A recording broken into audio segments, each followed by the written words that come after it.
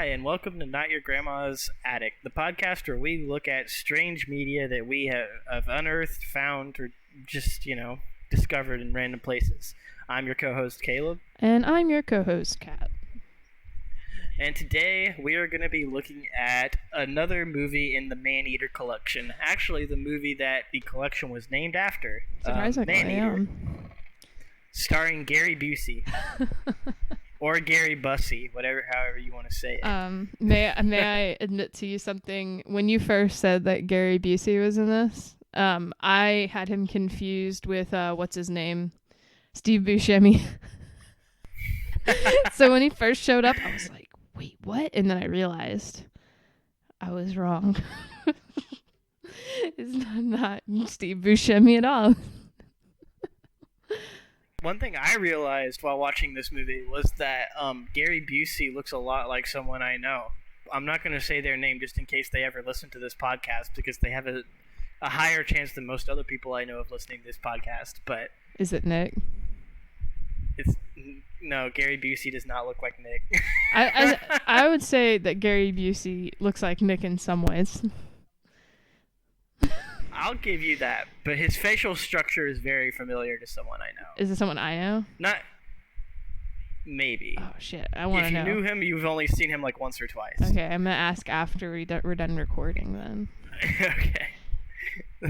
Gossip. Gossip. Okay. He is, I'll say he is like a more attractive Gary Busey, because his face is not as lopsided. Gary Busey is beautiful. Why are you hating on Gary Busey? Well, half of his face is kind of lower than the other half of his face, but that's okay. We don't judge. I can't believe you're over here judging Gary Busey in his beautiful face. Hey, I'm not judging him. I'm just stating facts. It's an observation, not a judgment. All right. So when did this movie come out? I believe 2007. Oh, okay. I wasn't even born in 2007. True. Yeah. I'm only 13. It's pretty crazy. It's what's crazy is that people who were born in 2007 are 13. Right? Oh man. Okay. So I took plenty of notes on this movie, so I guess we'll just do like we did last time. I'll give us some plot points and you can add in, because you notice more things than me, probably because I'm writing things down the whole time.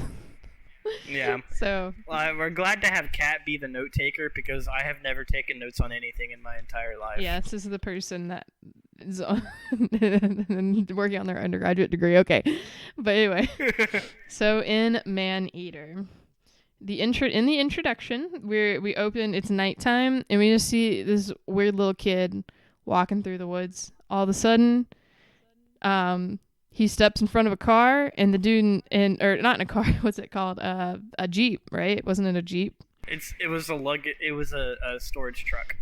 A truck. Okay, he steps in front of a truck, and they just had the crate. Oh, God, that's spoilers. Never mind. Yeah, I can't spoil it. Oh yeah, spoilers from the beginning here. Just so you know, we're gonna spoil the whole movie. So if you want to watch Maneater first, it is on YouTube for free. youtube.com/watch V equals DK84BB0IHO0. I have an easier solution. Let's just put the link for the movie in the description of the podcast. God, this is why you're here, Caleb. I would have never thought of this. Anyway, okay. It's nighttime. Kid steps in front of a truck, and the dad's like, "Oh no!" And then he swerves and the dad. What? The dad. Did you say the dad? Did you say the dad? No, and then the guy swerves. I thought you said the dad swerves. Yeah, in my head canon, this was actually Roy's dad, because as we learn, Roy doesn't have a dad. Oh my god. Okay. Oh my god. Is this a fucking Jesus allegory? Wait. Was Roy... Okay, we'll get to it later. Okay, I have a theory now. There's no way Roy's mom had sex, so this makes sense. Oh my fucking god. Okay. I'm so upset. Oh, this is just like when we did, what's it called? Missionary Man. And at the end, we're like, he's an angel! Or a ghost. Okay. Anyway, kid steps in front of car. He's obviously, like, out of it. Like, he's sleepwalking or some shit. And the dude swerves, and the car falls... The the truck, whatever. Okay.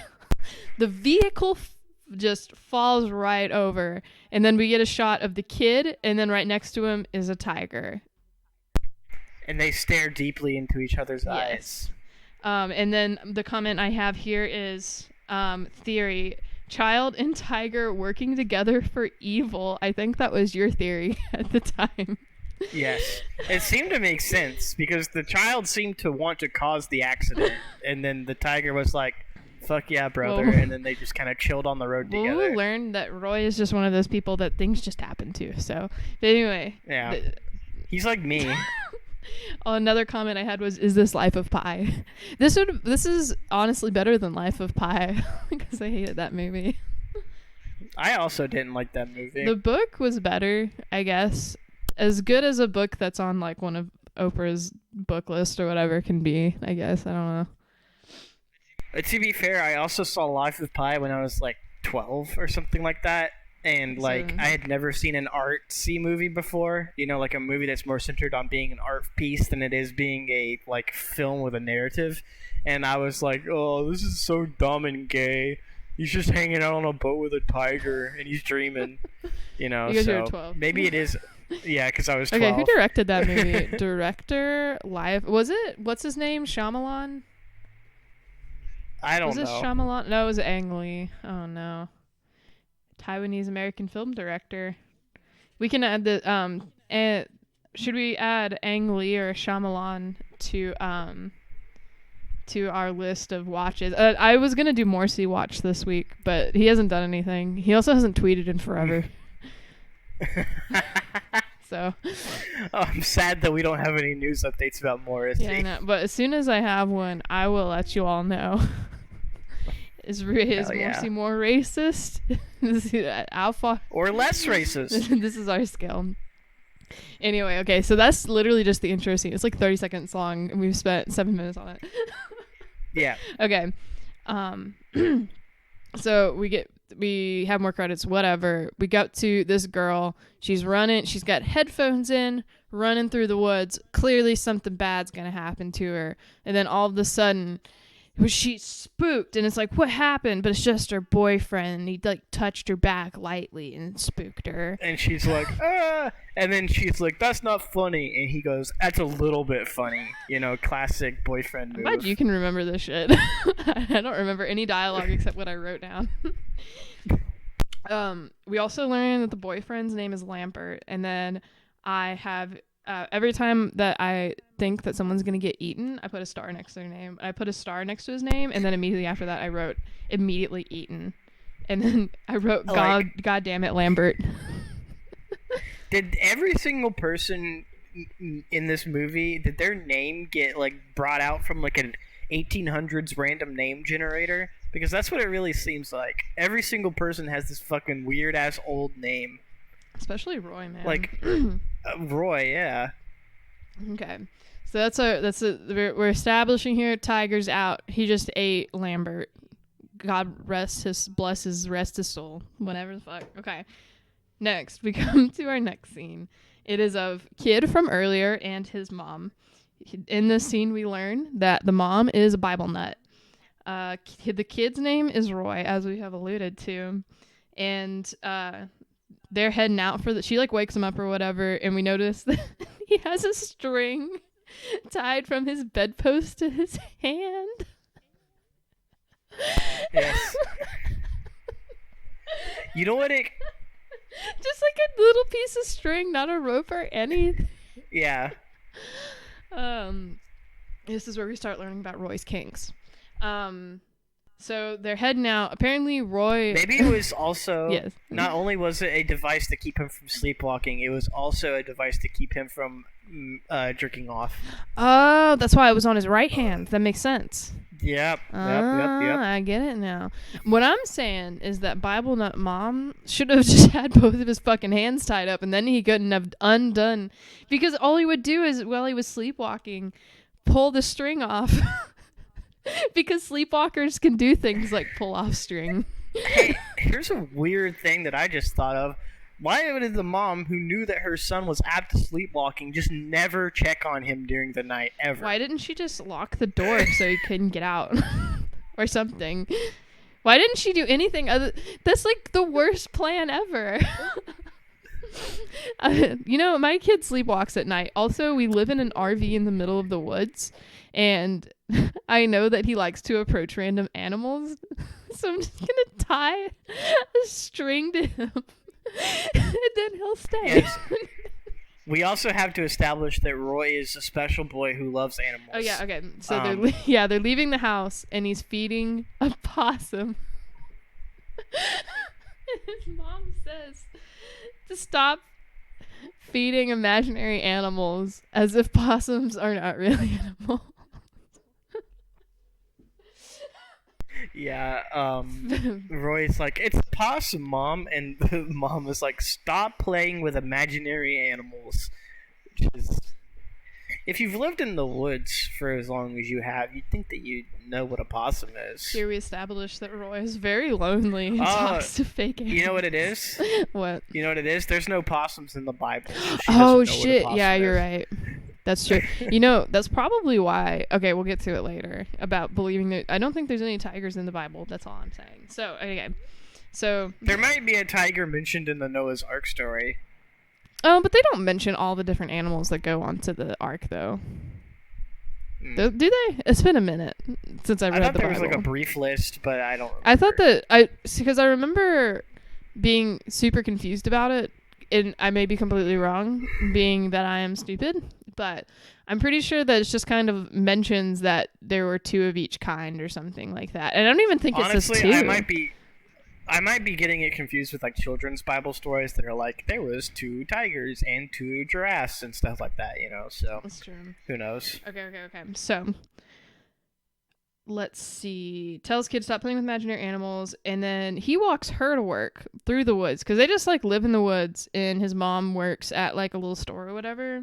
And then she's like, okay, you got to go home to read the Bible. This kid's like, what, 7 or some shit?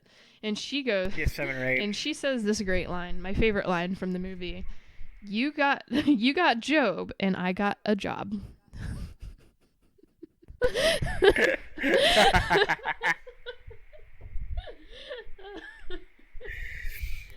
Which is great because Job is actually a terrible book of the Bible to make your child read. Truly. Okay, go back and learn about how God will kill your family and your children and destroy your house, but it's okay. You'll get a new one. Isn't that the book of Job? Isn't that what happens to Job? Okay. Yeah.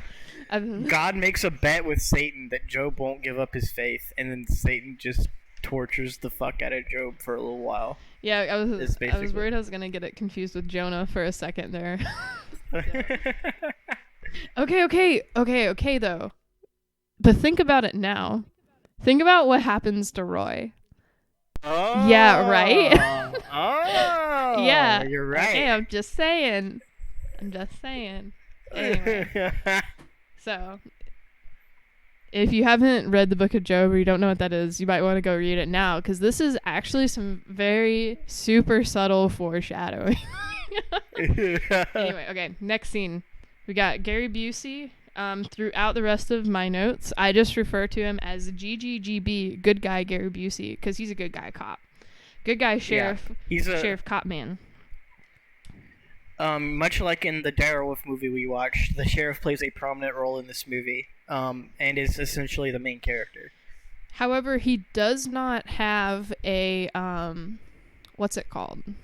He does not have a sign fixing fetish like our last asshole. He does not have OCD. He does not. Okay. And then we're also introduced to the deputy Sharon. She's all law abiding, and they come up, and this old lady is like, Sheriff, this other old lady just opened up like her quilt stand on my territory. I'm not even fucking with you. Yeah, they're having like a quilt sale, this one old lady, and she calls the police because another old lady has opened up another quilt sale on the other side of the street, and he tells them that they need to combine the quilt sales, otherwise he'll have to shut the whole thing down. And Sharon, deputy's like, I would have written him a citation and made him go home. And he's just like, nah, fam. Anyway, because he's a good guy. He's a good guy, Gary Busey, and he wouldn't do that to these old ladies. They're just trying to sell their quilts. Anyway. Next, jogging lady comes in to report that Lambert is missing. And, freaking... Oh, did we even mention that her boyfriend got eaten by a tiger? Yes, because we talked about, goddamn it, Lambert, and he immediately gets eaten after being introduced. Yeah, okay. Okay. Jogging lady never comes back up. Her boyfriend just dies, and then she's just gone. she's done. Oh, yeah. And this movie does that a lot, where it just brings up a new character and then just immediately forgets them after that. This is true. Every time something needs to happen in the story, we just make up new characters to make it happen, basically. So, okay, jogging lady comes in, reports Lambert missing. Good guy Gary Busey goes out with the dogs, even though Sharon is like, we're supposed to wait 24 hours, and he's like, we gotta go find Lambert. Lambert was basically my son. He didn't say that. I said that. Okay. Then they get another call from a lady who says that she was like coming to bring some groceries to this guy out in the woods, and he's missing, and that she knows that it must be bad because he left his gun on the ground, and he loved that gun. That lady is also a character who is introduced and then never seen again. No. And that old man who lived in that house was literally never seen in the entire movie. They literally introduced him as someone to be murdered by as someone being murdered by the tiger. Yeah. Because because good guy Gary Busey walks like 2 feet into the woods and finds the guy's dismembered arms. Yeah. All right, so Mom and Roy, they're reading the Bible about the lion. I think it was the Lion's Den story about Daniel. Yeah, I think so. Yeah, so even more biblical foreshadowing. In case you were wondering, Roy is Daniel in the Lion's Den. Although his faith never comes into question, so I don't know what the point of these Bible stories is. But anyway, they're telling that story. We see a picture of what appears to be Jesus surrounded by lions, although I don't believe that happens in the Bible. Could be wrong. Yeah. It looked like a Catholic big church era painting, and it looked like Jesus. How Romans used to throw Christians in the lion's den so they'd get eaten. That could be. Or maybe it was Daniel. Maybe it was supposed to be Daniel. Is Daniel a saint? That's possible. Anyway, it doesn't really matter. There's a picture on the wall. We've reestablished once again Mom is a Bible nut, and they're reading from the Bible. So a kid goes outside and he's like, Mom, there's a lion out there. And she's like, shut the fuck up, Roy. There's not an imaginary fucking lion out there. Stop your shit. So he goes to bed and where he gets fucking tied down again. Yep. So he can't go anywhere with a piece of string. And then he pulls out his flashlight and some Playboy mags is what we like to imagine. No. It's like what I want to imagine is happening. So his mom shuts her door, and they live in this trailer that's 12 feet long. So, but she goes in her little part of the trailer and shuts the door. Literally, as soon as she shuts the door, he takes off the string, flips over his pillow, pulls out his flashlight and a magazine, which we thought was going to be porn, but it turns out it was not. No, because this is a Jesus allegory. Don't you fucking get it? Okay. It was a tiger magazine. Anyway, he looks out the window and there's a tiger just chilling out there, and he's like, "Whoa." Yeah. At this point in my notes, I write Gary Busey is not Steve Buscemi. Important distinction. Yes. Don't get your crazy actors confused. This is true. Okay, so. Next scene. It's the next day. Good guy Gary Busey and some guy are in the same diner that he was in with Sharon, and we get some really close up, intimate shots of this guy eating a steak, and it was disgusting.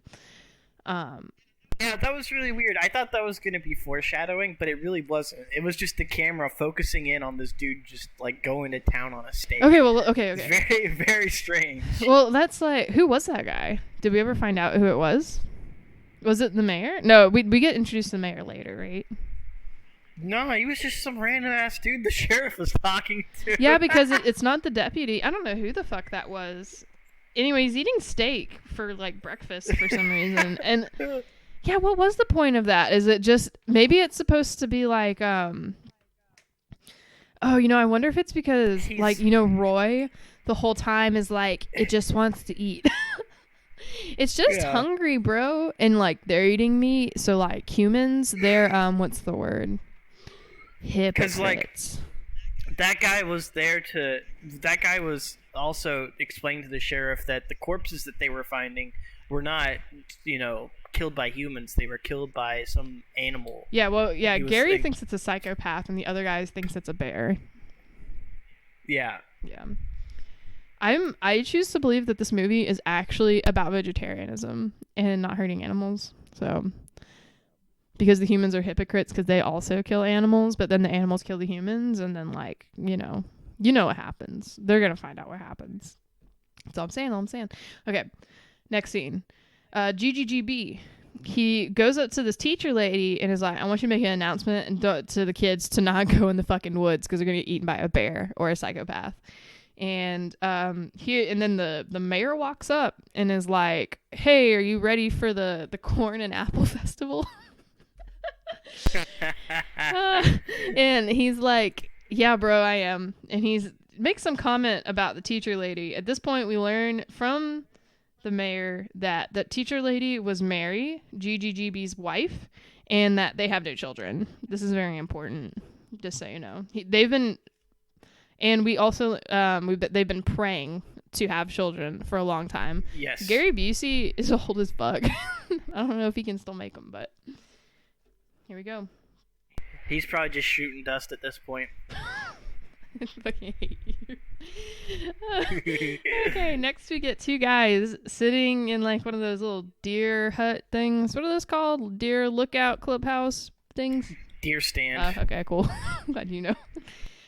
Their names, it's very important, are Pat and Harry.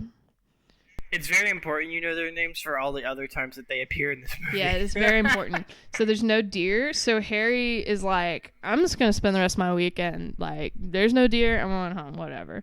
He starts heading back. He said he's going to go play paintball. Yeah.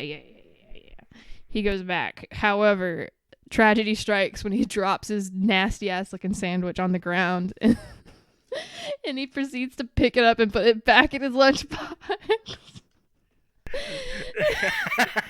But it's not like a normal sandwich. Like, it didn't just fall on the ground and it's like, yeah, I can just dust it off, it's good. Like, the whole thing just fucking falls apart. Like, yeah, all the ingredients are scattered all over the ground, and he's picking up the ingredients with his hands one by one and putting them back in the bread. And then we get this great line, hey Pat, is my Palm Pilot up there? And then he's just like, Pat, where the fuck you go? So he climbs up the ladder back into the deer hidey hole or whatever, and he just finds a bunch of blood. Yeah, like he doesn't like, you can clearly see the top of the deer stand from the ground. It's established because we see them sitting up there from the camera that's on the ground. So he would have been able to see his friend just sitting there if his friend was still there. But he just goes, okay, I'm just going to climb the ladder. And he climbs the ladder, and he's like, whoa, where'd all this blood come from? I just love the idea, though, that, like, somehow a tiger either jumped down or jumped up onto the deer stand, because he's, like, right under it. Like, he didn't get very far. Ate that guy and made no sound as it jumped away, because it wasn't still up there. That's a very common thing for this movie. With every time the tiger kills someone, he usually does it within, like, 2 feet of someone else, and that someone else never hears it, like, ever. It's like the tiger is playing a stealth video game, and the characters in this movie are NPCs that have terrible hearing. It's true. What was that? Okay. Anyway, good guy Gary Busey, he shows up and he finds half of a fucking torso and legs. So that's great. So poor freaking Pat is dead. So Yeah. and I'll we say never learned what happened to the Palm Pilot. I'm upset. it's true. We never did. This movie is not as gory as Direwolf. Direwolf was pretty gory. I don't know. There's the one scene where the guy and like his tongue is sticking out, but the other half of his head is eaten. Yeah, I mean there is that, but in this movie, there's only one scene where we witness somebody getting their innards torn out. Oh god, I can't wait to talk about that. I was so happy when that happened.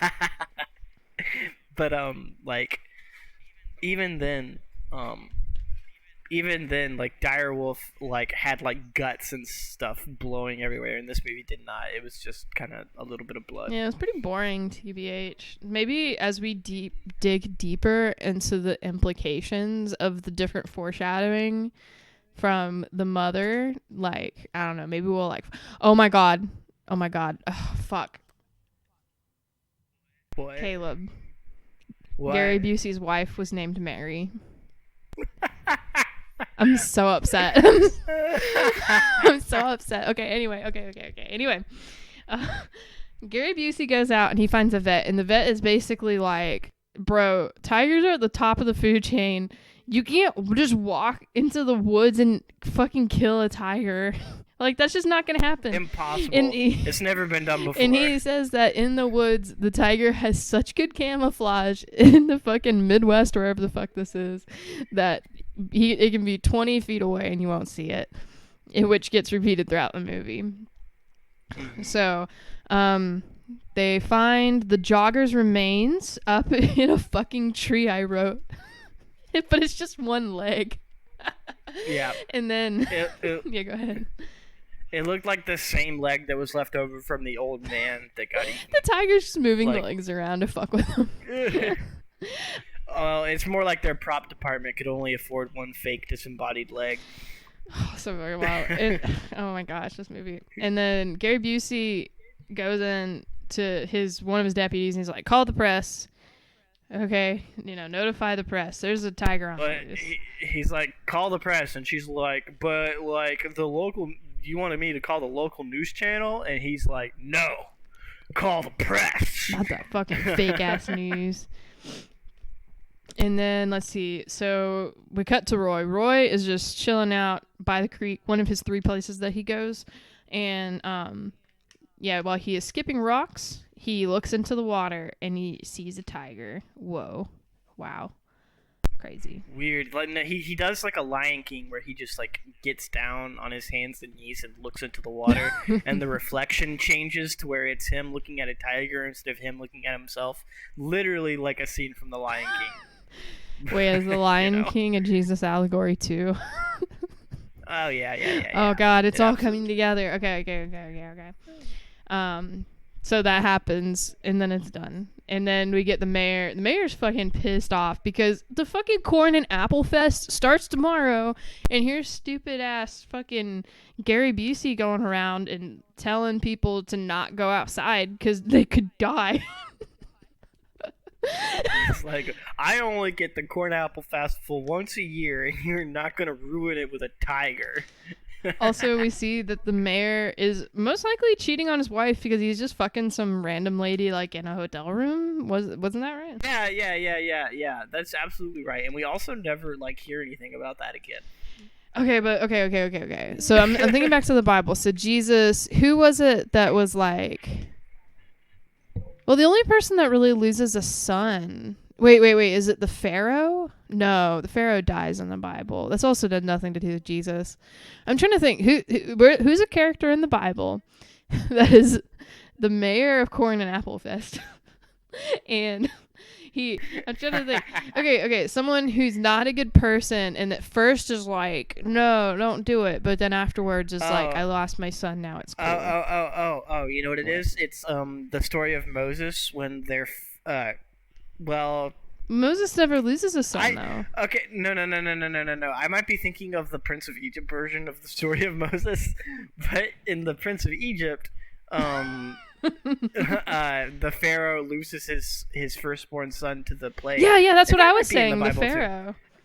And Yeah, then because they were like supposed to and then put the lamb's blood on the door, and he didn't, so he loses his firstborn son. And Moses is like, "Yo, can we leave now?" And then the pharaoh's like, "Yeah, you can go." But then he changes his mind and tries to kill Moses. That's true. Yeah, but like the see, that's what I was thinking at first, but then the mayor gets kind of like a redemption arc. He's actually the only person that seems to change throughout the course of the movie, other than Sharon. Does anyone else like change at all? Character growth? I mean, Roy kind of does. Roy shows no emotion. The only thing that happens to Roy is that he gets traumatized and has no way of expressing it. Okay. I'm not even on Roy's side. Fuck Roy. Roy's a bad actor. Okay. GGGB is afraid of the dark, so we learn about that. And then the kid reads about tigers. It's pretty great in his bed or whatever. News Weekly has put out a reward for the tiger. LMAO. I wrote. So then Gary Busey finds out about this, and he like walks outside of his office, and there's just like tens of people in camouflage preparing to go out and kill the tiger. Like they all have guns. Yeah. And here's where we get introduced to two new characters for some reason. One is a photographer or something who wants to get pictures of the tiger, and then a reporter lady. And they apparently know each other because when we're introduced to them, they're like goading at each other, yelling at each other. And then the photographer dude, wanders off into the woods to go take pictures of the tiger, and the reporter lady sticks around to aggressively question Gary Busey. Let's see. But before that happens, you forgot that Roy goes to Georgie's house, which is just some random kid, apparently. And while he's... And he's like, yo, Georgie, you want to play? And Georgie's like, nah, my mom's like, I can't go outside right now because there's a fucking tiger.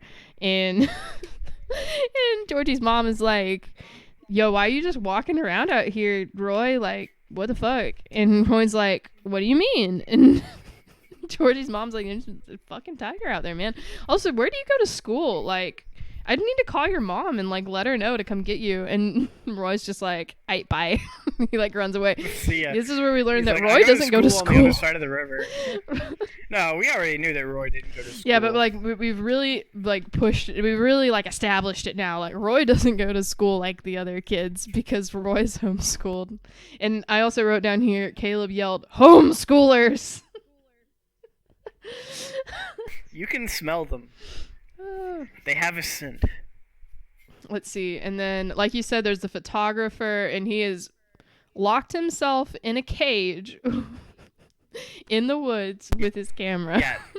The photographer I was talking about just a second ago, he really wants to get a picture of the tiger for some reason.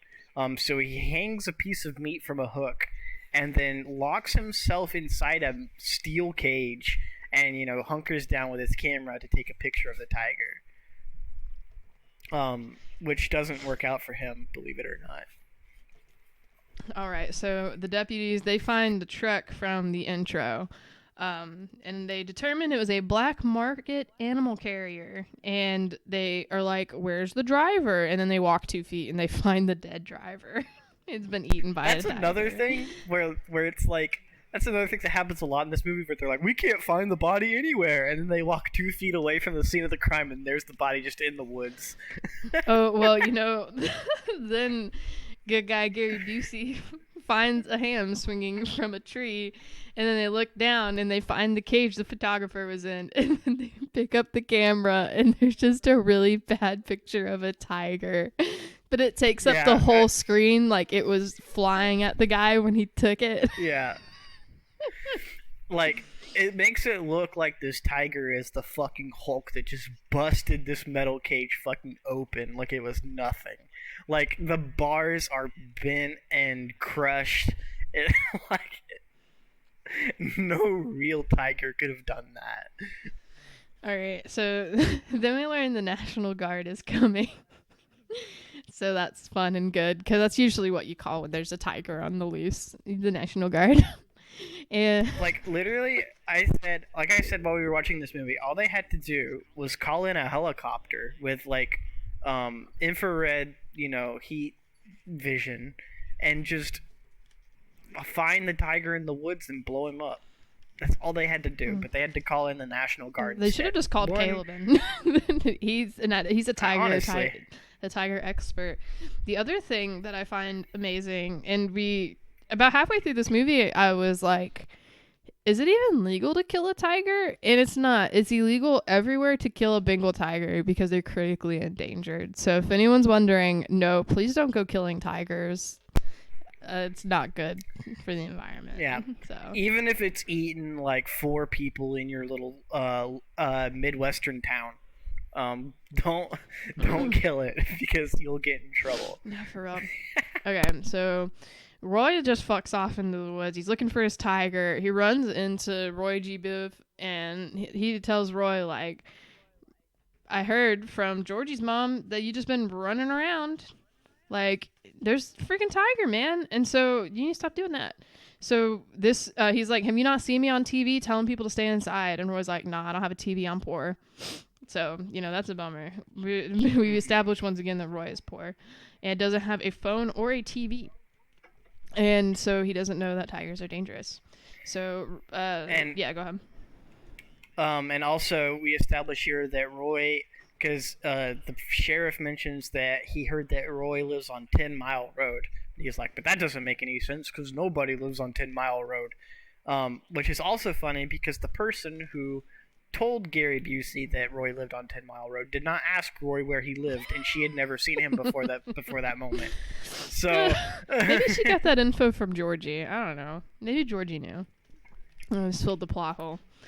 Anyway, one of the best moments of the movie is when the sheriff returns Roy to his home and is like, he tells Roy's mom, like, hey, you need to be careful. Like, there's a tiger out here. So, like, you need to keep him inside as much as possible. And Roy's mom's like, okay, that's fine. And takes him inside. And she's like, Roy, how could you lie to the sheriff about your tiger? And he's like, Mom, I didn't even tell him about it. He told me. She's like, no, go outside. She, like, locks him outside. She's like, you stupid fucking liar. Go back outside. He was like, I can't believe you tricked a sheriff into believing your tiger story. Like, how fucking manipulative do you believe your son is to be able to trick a deputy sheriff into believing there's a tiger? Hey, that wasn't a deputy sheriff. That was the big boy sheriff. That was a real sheriff. Yeah. You're right. That was good guy cop Greg Busey.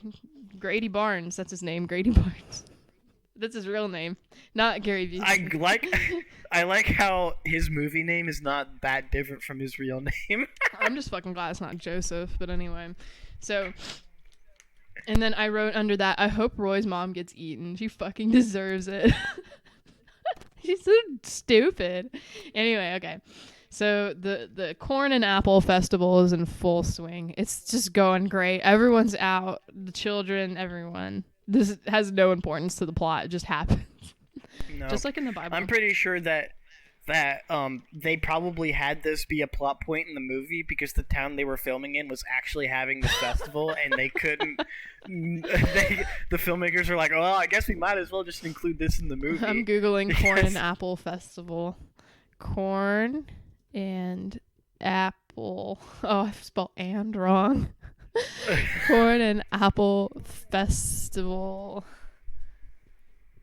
Okay, Morden Corn and Apple Festival. What was the name of the town? Did we ever find out?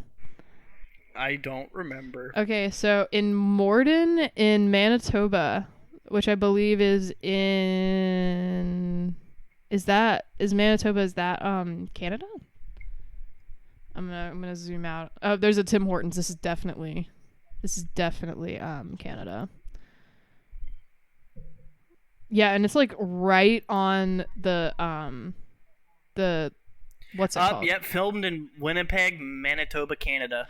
Okay, so I think you're actually right. So because it's in Winnipeg, it's in Manitoba, and it's like right on the line between Canada and North Dakota.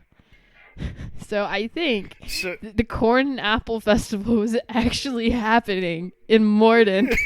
You were right. And if you go to cornandapple.com, I'm not fucking with you. Man, we missed the Corn and Apple Festival. It was back in August. damn, maybe we can go next year. Maybe COVID will be over. Oh, by then. Yeah. Let's see. Holy shit. I think you're right, because like I'm looking at pictures on the website. Oh my god. We're going. They literally were just like, well, I guess we have to film around this festival, because literally there's just shots of a parade and like normal people just standing around. From Atlanta, Georgia. We might have to take a plane to fly to North Dakota. No, we'll drive. No, what are you fucking talking about? Oh, there's toll roads on the way. It's literally only 23 hours. What are you talking? You don't want to go on a road trip? You don't want to go on a road trip with me? We can go through Chicago. It'll be so much fun. Okay. We might want to take a rental car though. All right. I don't think my truck or your car could make it. Excuse me. It's literally only 1,500 miles. That's only a 3,000 mile round trip. Like I only have 20,000 miles on my car. Okay, it can handle another 3,000 miles to it. Your car also has a 3-cylinder engine. Yeah. So what? It's not. We're not taking all the corn and apples back with us. Let's still keep going. Okay. Now I need to know a plane. Okay, I'll look this up later. We're gonna look up how much. We're going next year, though. I'm just saying. Anyway, we're gonna get there and say, "Hey, we're here because of the movie Maneater." We came because we heard about the Corn and Apple Festival. From Maneater, dude. I bet that they love that movie up there. Like, imagine if a movie was made in your little rinky-dink like Canadian town. You know, and good guy Gary Busey's there to like. Fucking save the day. Also, okay, so it was filmed in Canada, but they talk about the National Guard and like everything. Well, I guess since it's close enough to the border. Oh man, no, they don't pull the National Guard. They don't call the National Guard to Canada. They call the Royal Mounted Police. That's what they're called. Yeah, I don't know. Anyway, I hope Roy's mom gets eaten. Gary Busey meets with the National Guard, and there's like only 6 of them, and he's like, "Don't you think there should be more of you?" And they're like, "Haha, we are cocky army men." Also, just as I learned from the Wikipedia page I'm looking at right now, this movie was also made by Sci-Fi. So I'm so upset. Oh man, was fucking Direwolf made by Sci-Fi? I don't know. I'm upset. Sci-Fi has duped us for the last time. Oh my gosh. Let's see. While you're looking that up or doing whatever Caleb's do, good guy Gary Busey is like just wandering around the woods like Gary Busey does, and he runs into a tent and there's classical music playing on a record player outside. And we meet. Apparently, this movie is based off of a book. What? It's based off of Jack Warner's novel Shikar. Okay, well, obviously that's going to be our next episode. How do you spell that? Shikar.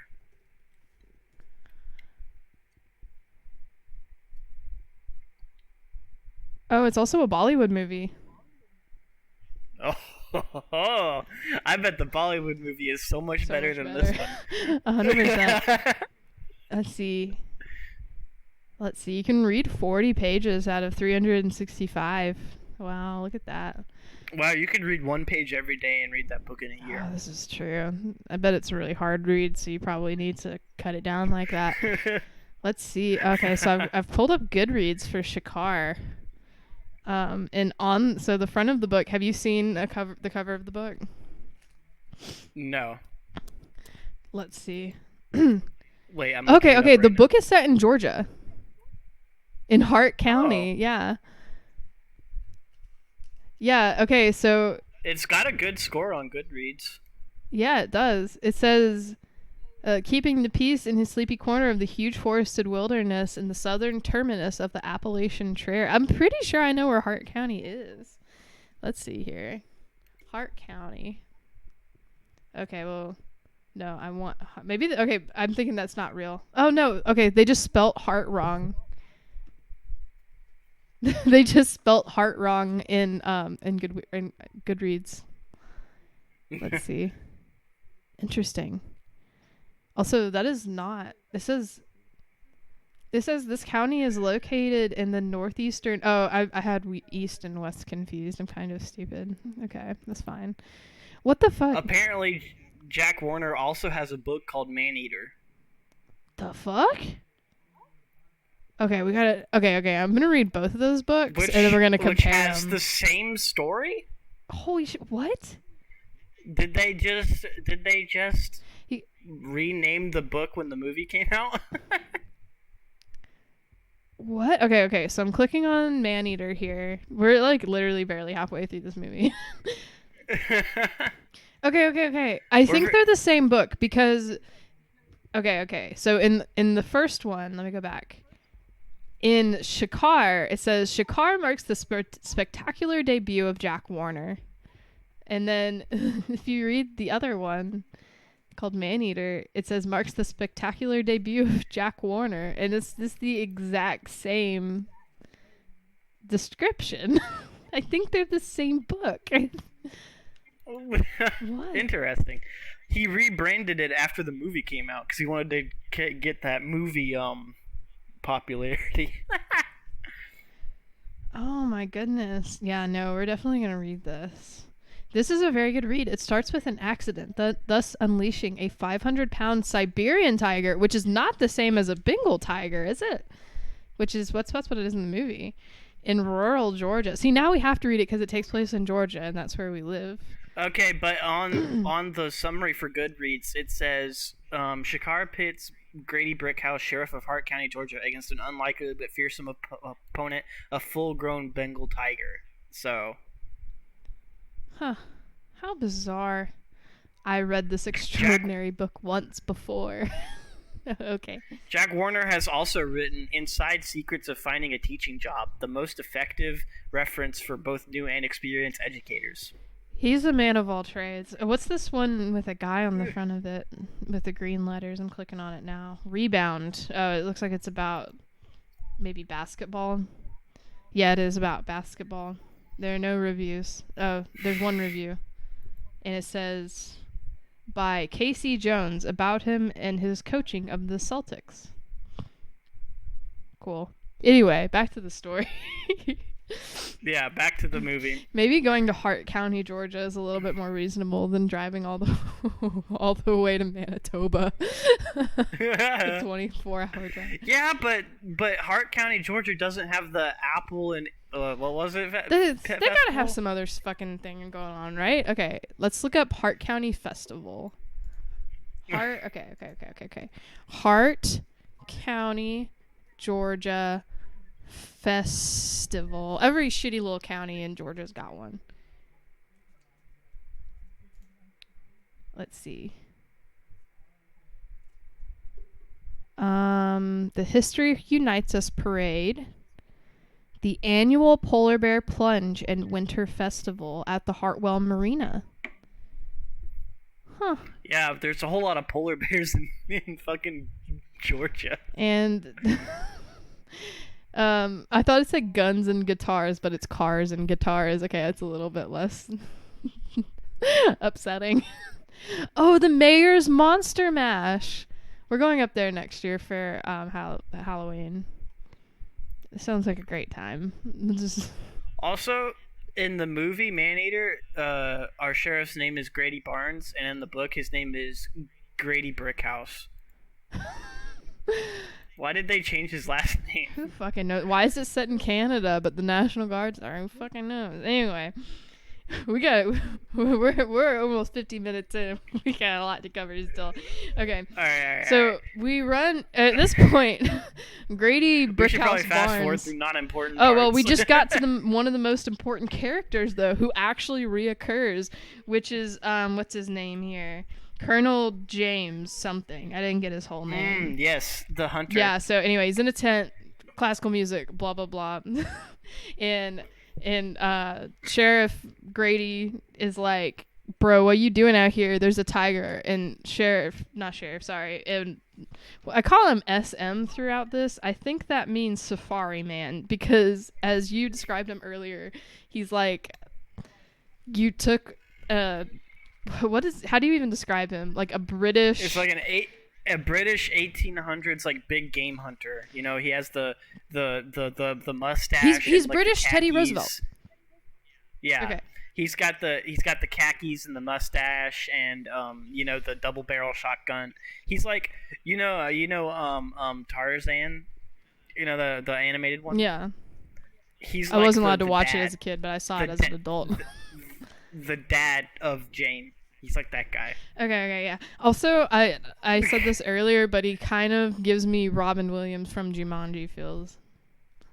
Yeah. Oh wait, was he like the hunter guy in that? No, there's another guy in it, right? No.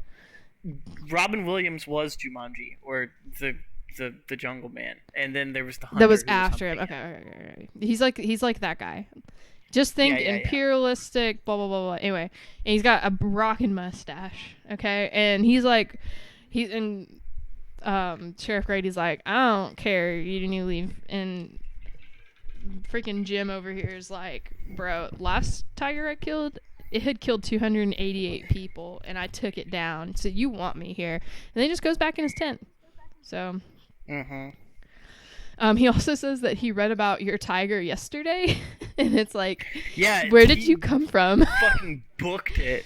He must have booked the first flight that he saw to America and was like, I need to get my ass over there right now. Okay, so let's think about if it's set in Georgia, and let's assume that he came from Britain.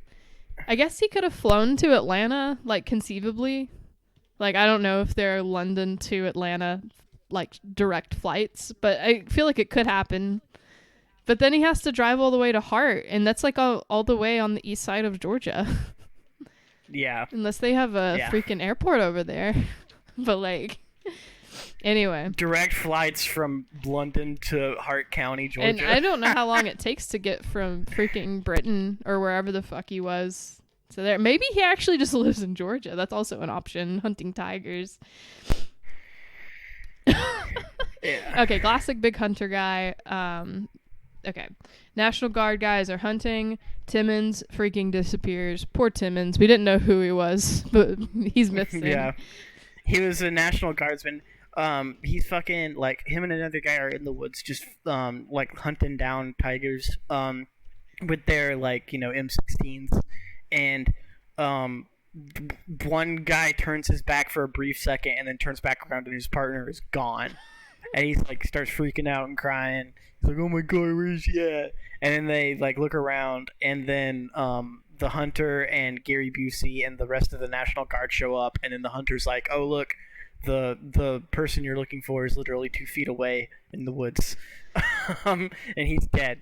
Like literally, that guy didn't make a sound when he got attacked by the tiger. Not a peep. He just disappeared. Literally. And then what's his name? Freaking Safari Man is like, you didn't hear him because the tiger jumped out of the brush, grabbed him by his jugular so he couldn't make a sound, and then dragged him off into the woods.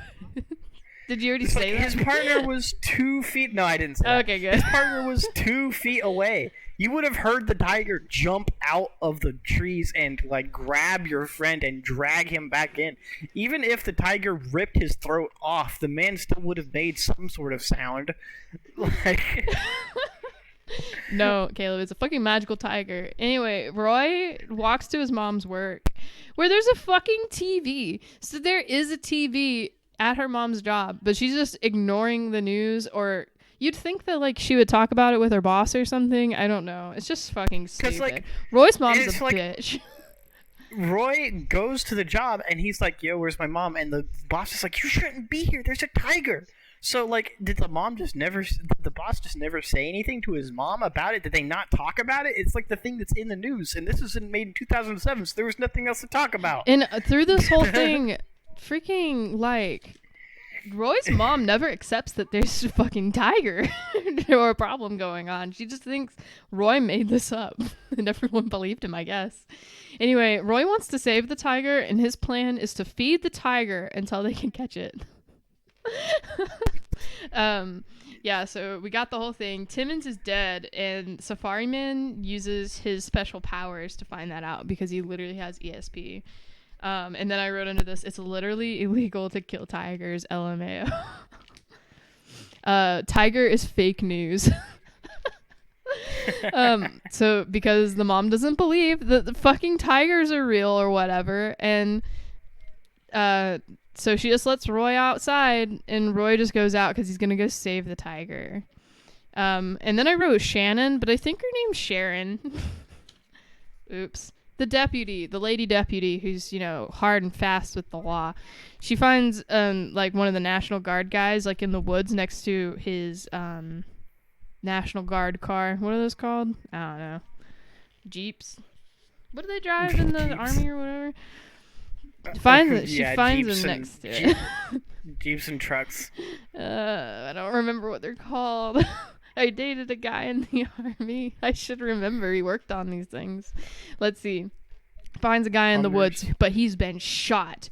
And he's like, "Don't leave me." And she's like, "I have to leave you." Because the tiger could be anywhere. She goes off into the woods to go find the fucking tiger. And then her partner gets killed by the tiger. Yeah, he gets fucking eaten. And then she finds a car filled with guts, and that's of her partner, right?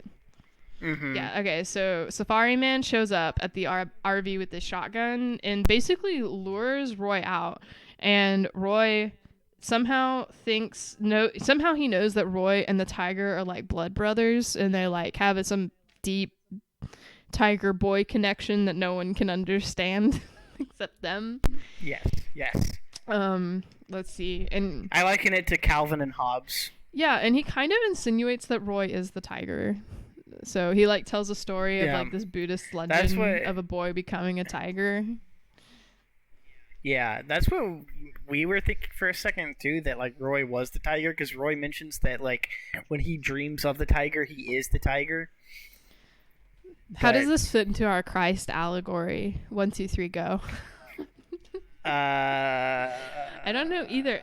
I'm trying to think. I think we might be trying to force this movie's plot around a Christ allegory rather than actually finding one. I think we're not going to have true answers until after we've read the book.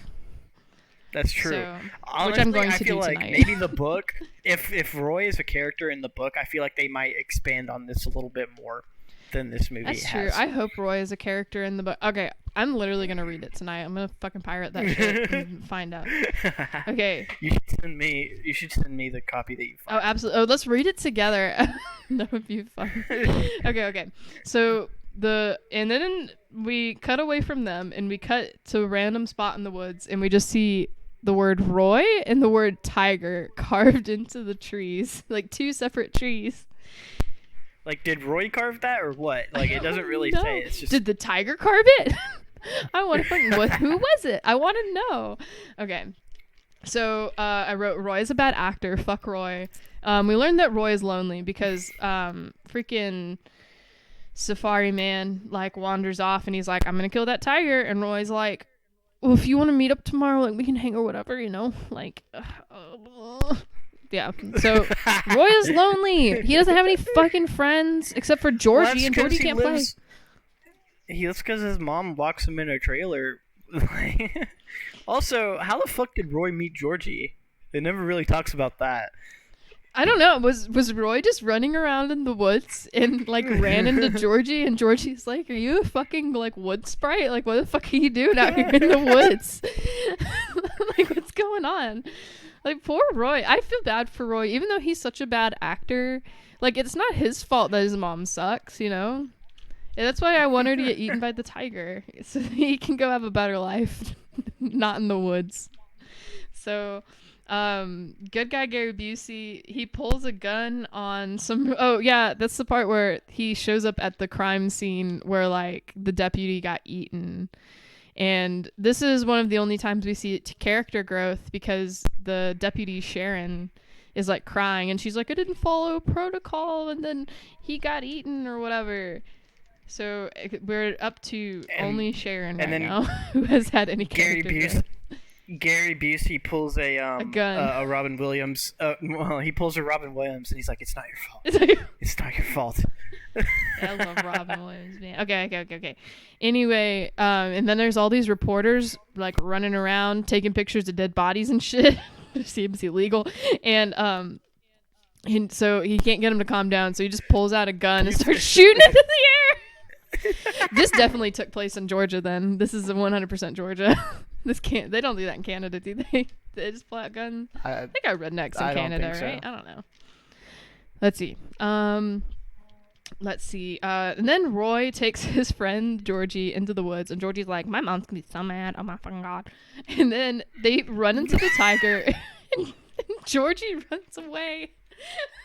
Runs away screaming, but not screaming like a child. Screaming like, like that. Yeah. And also, we never see Georgie again after that. I assume Georgie got eaten. Yeah, there's a non-zero chance that Georgie got eaten by a tiger because Roy was like, hey, come look at my new tiger friend. Poor freaking Georgie. Okay, we're getting towards the end here, so we'll still have time for comments and to discuss our Christ allegory a bit. But Safari Man...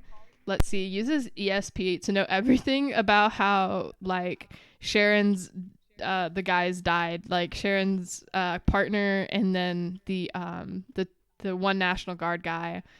So that's pretty great. I'm glad that Safari Man has ESP skills. We learned that Roy can't spell for shit. And then he's like, Mom, why don't I get to go to school like Georgie? And she's like, because you need to avoid the temptations of the world. That's literally what my parents said when I asked them why I was homeschooled. Are you fucking kidding me? For real?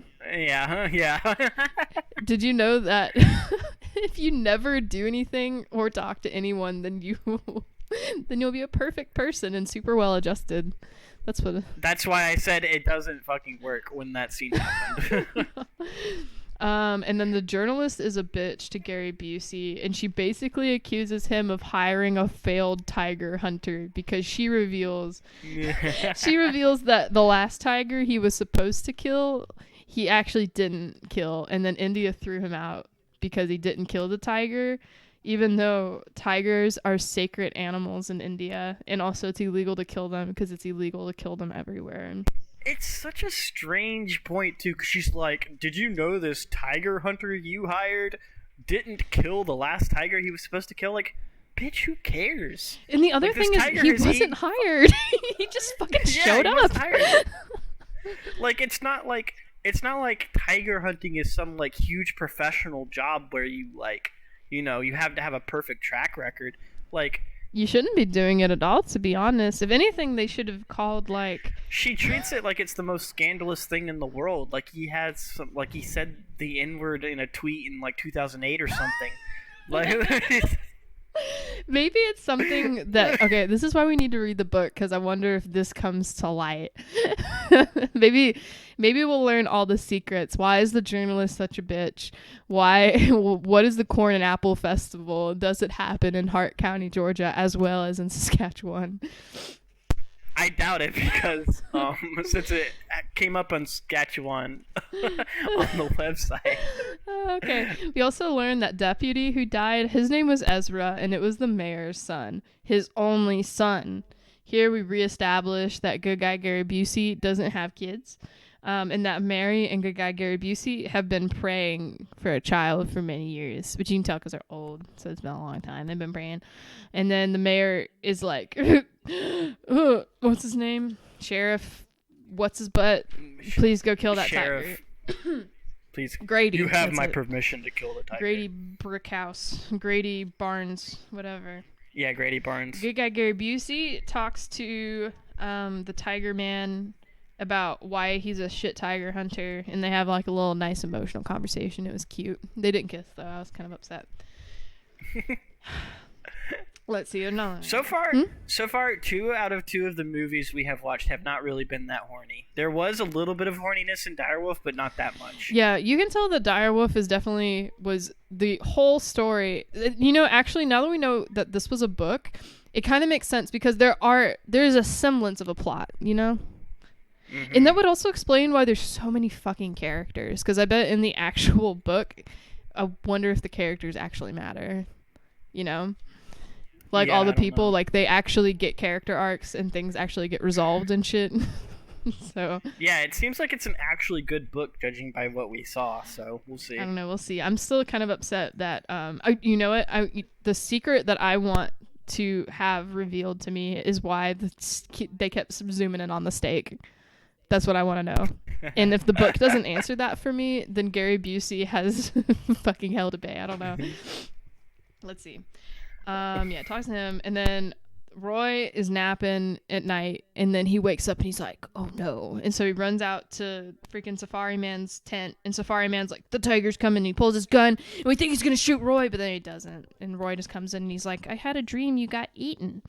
And Safari Man's like, okay, you freaking psychotic child, I'm gonna take you to your mom. And so in the middle of the night, Safari Man starts walking Roy to his mom's store, which is called Dugan's grocery store or some shit. I don't know. Yeah, something like that. So, yeah, they head to the shop to do their thing. And all I wrote after that was, fuck yes, Roy's mom gets eaten. Yeah. And then Safari Man She's and like, Roy run into the shop. Yeah, they literally walk up on the mom and they're like, hey, Roy's mom, how's it going? And Roy's mom's like, hey, and then literally she gets attacked and eaten by a tiger. No, she also says, Roy, what have I told you about talking to strangers? Yeah, and then she gets killed. I was so happy. So another interesting thing about this particular tiger kill is that it was the not only violent. one with sound. Yeah, it was the only one with sound because Roy's mom goes down screaming, like, and you know we get the classic direwolf shot of her getting her guts ripped out and then blood everywhere. Unpopular opinion: Roy's mom is the Pharisees. Oh, wait, they don't die in the Bible. Shit, I gotta think of a new theory. Poor Roy gets to witness his mother get brutally murdered by a tiger, the very tiger that he's been simping for the entire movie. Roy's a tiger simp. Oh my god. And like, okay, Roy has no emotional reaction to this either. He's just kind of freaking Safari Man, maybe one of the best actors. He's really into his character. Okay, he basically grabs Roy and they run inside the shop. He just busts down a whole ass door, which is pretty cool. And like one fell swoop, just, and he's a pretty older guy too. So like, I don't know, man. I'm just saying he's pretty strong for a tiger hunter. Yeah, but those old country stores, they got bad doors. It's true. So they're not the strong modern doors that we have today. They don't make the strong modern doors we've invented since 2007. Yeah. This movie came out.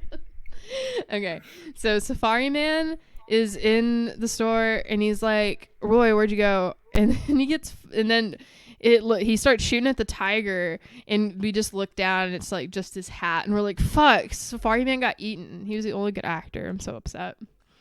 Very upsetting. Yeah. And then good guy Gary Busey shows up. Yeah. And he's like, he's looking around, he sees all the blood and he's like, what the fuck's going on? And then he hears Roy and he's like, Roy, where are you? And then Roy's hiding under a truck.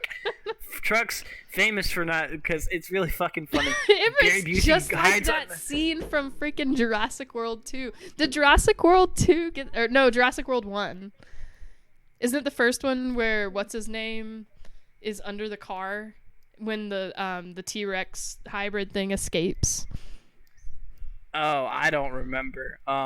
I haven't seen that movie in so long. I've kind of repressed it out of my memory. I went to see it with my friends back when it came out, so I think that's why it like made an impression on me and I can remember all the plot points.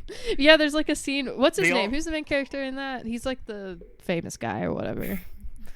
Chris Pratt. Yeah, Chris Pratt's like under a truck and the freaking dinosaur can't like get to him. The only thing I remember about that movie was the scene where the lady gets brutally murdered by like 6 different dinosaurs. You know, she gets tossed around like a sack of potatoes between different dinosaurs. That's the best part. Yeah, it's like the babysitter. Yeah, I remember that scene because I remember watching that in theaters and going, "Damn, that was pretty brutal." And then I watched it later with my family, like, because my dad took me and my brother to the theater to see it, and then we watched it later with my family, like with the rest of my family. And my mom watched this scene and she started crying and she yelled at my dad. She said, "You took my children to see this movie?" You had to have been like what, 18? Didn't it come out in like 2015? Yeah. Mom doesn't think about stuff like that though. She was my like, baby. My poor kids, they're gonna be traumatized. My brother was like 11. Okay, so maybe. Hey, I mean, I don't have like a good like what's the word like gauge for that sort of stuff, because I remember my dad showing me all of the Alien and Alien versus Predator and Predator movies when I was like a little kid, like really small, and I would have horrible nightmares about them and he would make me watch them. So like, I mean, I have no concept of when children should start watching horror movies. My mom is very sensitive. Like one time we were watching Indiana Jones and we were like all of us siblings were teenagers and mom made us turn it off in that scene where the dude sticks his hand in someone's chest and rips out his heart. Oh, I remember watching. My dad was obsessed with Indiana Jones. He made us watch that. I was not in elementary school yet, so I was like 5 or under. Probably. I remember watching that. That's one of the reasons I couldn't sleep on my back for so long. Because I was like, Indiana Jones is going to pull my fucking heart out, man. Indiana Jones is going to come in my room and rip out my heart. I remember specifically that scene, and then the other one that fucked me up was RoboCop 2, when they cut the guy open. They like take his shirt off and they take a scalpel and just rip it down his stomach and chest. Those two fucked me up. I hope you guys aren't sensitive to such things, because we didn't give any trigger warnings there. We were going to be describing RoboCop. Let's see. How did we get on this? Oh, yeah. The tiger, for some fucking reason, can't get under the truck where where Baby Boy and Gary Busey are hiding. Because, you know, if there's one thing cats are famous for, it's not being able to get under things. Okay, well, think about this. According to what's it called, the actual book synopsis that we just read, it's a 500-pound tiger, so maybe it's just too obese. It's a fat ass, and it's probably gained a few pounds after, you know, like eating all those people, so it just can't fit. Eating like 10 people. Also, side note, it kind of seems like this might have been a real tiger that they used, or maybe a really well CGI. Yeah, 100%. No, it's not CGI. CGI was not that good back then. That's true, especially for a movie on this budget. I'm just saying because we never was 100% a real tiger. We never see the tiger like during the daytime, and I know CGI looks better at night, so that's why I was like incredulous of this. But I mean, like the tiger seemed like a trained tiger because it didn't look like he was actually angry at any point in the movie. Like all the angry scenes looks like they were just stock footage of tigers. But like the actual tiger that they had for this movie, he was just kind of vibing, you know? And they kind of like added dramatic music to it to make it look like he was angry. Have you seen the movie? It's Liam Neeson, and he goes out into the wilderness. I think he's on a plane.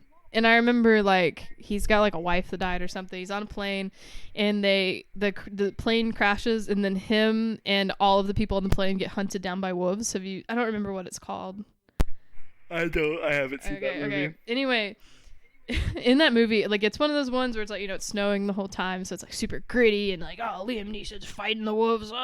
But every time you see the wolves, if you were to listen without sound, it just looks like they look so well trained. Like, they're just like little dogs, and they're just like, oh, hello, I'm here to get freaking head rubs.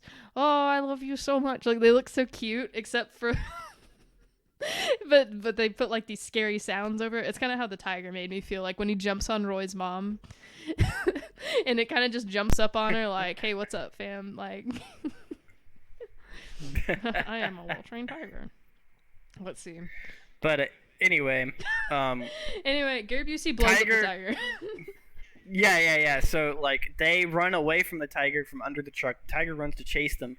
Gary Busey pulls out his pistol and shoots the tiger right as it runs past a giant tank of gas and just blows the tiger the fuck up like Jaws. And Dugan's store gets blown up. Yeah. And then out from the wreckage from behind the store comes fucking Safari Man Jim. He lived. He did not die because the tiger was full of Roy's mom. This is did not need to eat him. That's true. See, this is another something that I want answered by the book when we read it. Is I hope that we learn why Safari Man lived. I can't wait to read this book and have 90% of these characters not exist because it's actually a well-written book. Man, I just want Roy's mom, Gary Busey, and I want him to be named Gary Busey. And I want Christ allegory, and I want Safari Man. That's all I want. Okay. And then at the end, Gary Busey fucking adopts Roy. And this brings me back around to what I was hinting to you about Caleb earlier, is that Roy is Jesus Christ. Because Jesus Christ gets adopted in the Bible. I remember that. And then also, okay, so like the Job thing. So at first I was like, okay, they just made that comment about like, she only mentioned that he needed to go read the book of Job so she can make that shitty line about like, you have Job, I have job. I have a job, yeah. But really, if you think about it, freaking baby boy Roy G. Biv, he loses everything. Like his mom dies. Like I'm assuming Georgie died. Like he lost his house, he lost everything because whatever. Is the tiger Satan? That's what I'm saying. Is the tiger Satan? Is the tiger Satan? The tiger was Satan. was tempting Roy the whole time. He was tempting Roy, and his mom couldn't protect him from that because of her blindness to the situation. See, if she had just fucking sent Roy to school, then she would have known about the tiger, and maybe his teachers could have intervened, and she wouldn't have died. Anyway, well, we can expand more on the Christ allegory, which I will never let go after we read the book and review it. However, I think you wanted to do YouTube comments, right? Yes, since we watched this on YouTube, we thought it would be funny to scroll down to the YouTube comments and see what our brothers in YouTube thought of this movie. You want to just go back and forth with them? Yeah. I got a couple we can read some of the ones we had already read, and we can also find some new ones. Also, this movie has 1,000 dislikes, is what I've just noticed. Yeah, but it has 6.9k upvotes, so... Nice. Oh, they're not called upvotes on YouTube. Oh, they're dislikes. Whoops. There's 416 comments. If we put 4 more comments, I'm just saying. Anyway. You want to start? Yeah, hang on. Let me find a good one. I've got one. If you... Barbara Kempf says, I always jog by myself with no gun in the jungle. Talking about the jogger in the first part of the movie.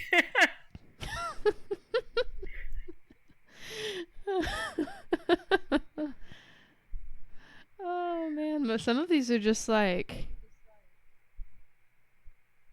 what is this one? This one's confusing. This is from Bob Younger 9 months ago. ... Where are you? ? Run, your silly moo! ! Your BF has gone to pieces. What does that mean? This person is a poet at heart and writes, Tiger, tiger, burning bright, see the movie, don't get a fright.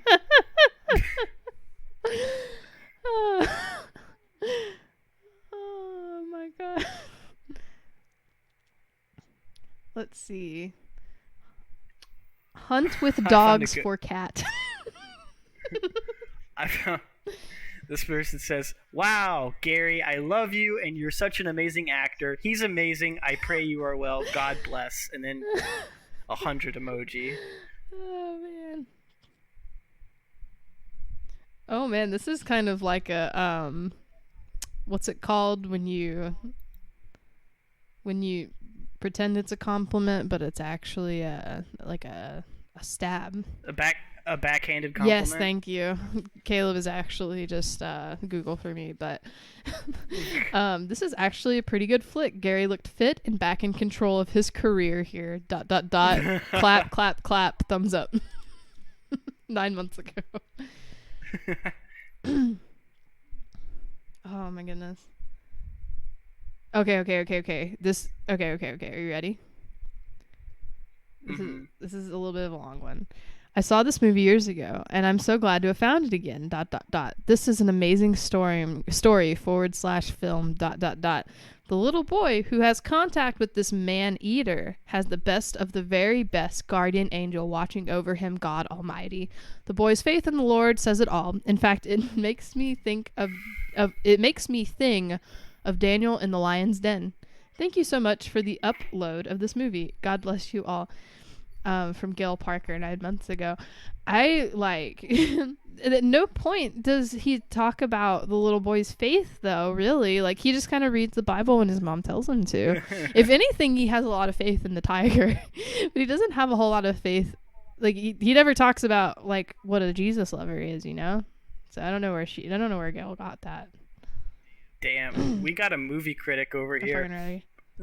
Realist says, terrible movie. How anyone can say this is a good movie must not get out much. And then his next comment, same guy, says, he quotes, "Are you going to leave the bodies for the tiger to come back and feed on them? ...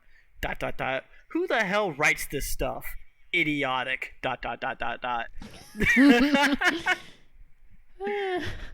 Joe Say says, done reading the comments. Now time to watch the movie. Thanks, Joe. Jack's Cleaner says, BRB, I gotta drop a Gary Ducey. What? Oh, we need to read the Gary Bussey one. Where's that at? It's up at the top here. Oh, I have it. I found it up Okay, here. good. Hang on. From Rita Taylor 2 weeks ago. Yeah. Saw this movie a while back. Gary Bussey is one of my favorite actors. Yep, he is a little crazy, but aren't we all? Love his calmness in this movie. I'm not sure what that word is supposed to be. COMMNESS. Yeah. That boy Roy, I feel sorry for him. I believe in the Bible, but some people go too far. Wish they made more movies with Gary Bussey in them. Me too. Oh, man. Let's see. Okay, so this is an interesting exchange here. Bengal tiger found in the United States, loving it. And then someone said, escaped from that wrecked truck. It was from a zoo or circus! ! And then someone else said, yeah, the Bengal came from Cincinnati. Where did they get that? How did they know it came from Cincinnati? The assassin tiger, super stealthy, super deadly.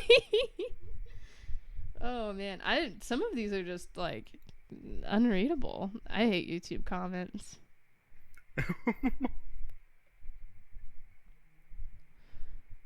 What in the world?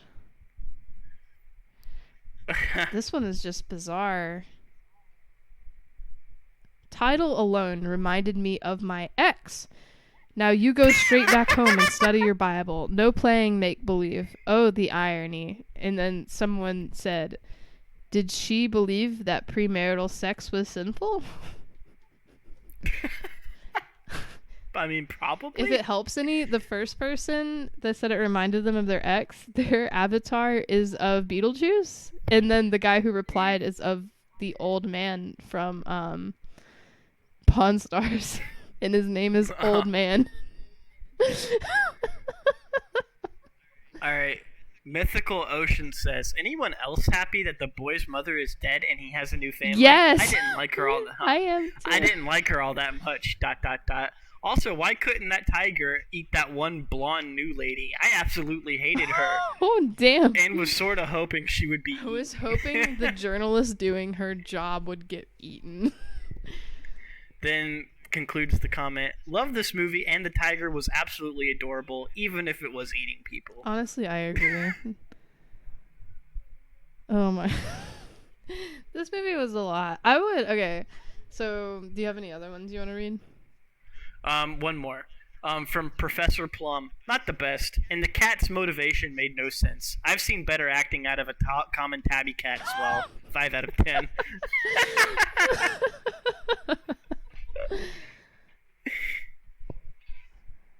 All right. Okay.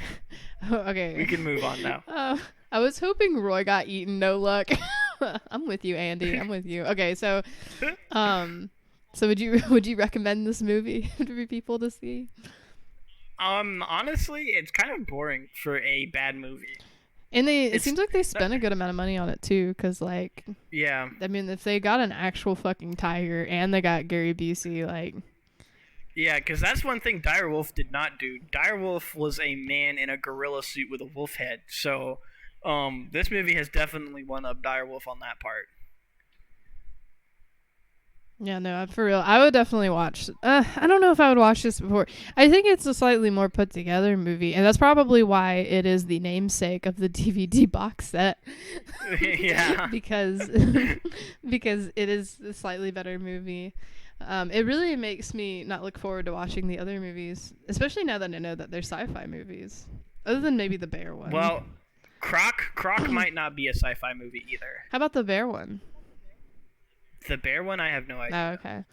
I get the feeling they're all probably sci-fi movies, which kind of makes me sad, but like, I'm kind of excited to read the book now. Maybe we'll do a mini episode on it. We'll see how long it is. So, yeah, no. We will see. I wouldn't watch it again unless under duress, perhaps.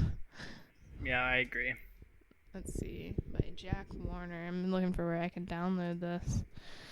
Yeah, no, I'm still feeling pretty strong on my like Christ allegory though, and if it is not in the book, I'm not gonna finish the book. I'm not gonna lie.